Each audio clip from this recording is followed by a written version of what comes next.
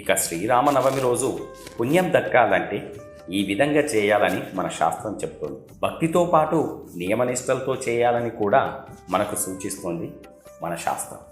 ఈ శ్రీరామనవమి రోజున సూర్యోదయానికి ముందు స్నానం చేసి శుభ్రమైన దుస్తులు ధరించాలి.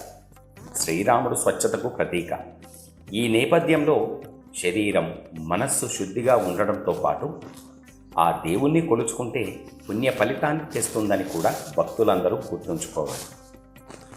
ఆ దేవుణ్ణి భక్తితో కొలిచామని విశ్వసించాలి.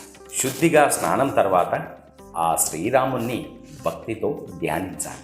ఇంట్లో శ్రీరామ విగ్రహం లేదా ఆయన చిత్రపటాన్ని పూజా మందిరంలో ఉంచి ఆ చిత్రపటానికి పసుపు, కుంకుమ, పూలు, గంధంతో అర్చన చేయాలి. అనంతరం శ్రీరామ తారక మంత్రమైన ఓం శ్రీరామాయ నమః అనే తారక మంత్రాన్ని 108 సార్లు భక్తితో జపించాలి. తద్వారా ఆయన ఆశీస్సులు కూడా లభిస్తాయి. అంతేకాదు, ఈ జపం చేయడం వల్ల మనస్సును ఏకాగ్రత చేసి పాపాలను కూడా తొలగిస్తుందని మన శాస్త్రం చెబుతోంది.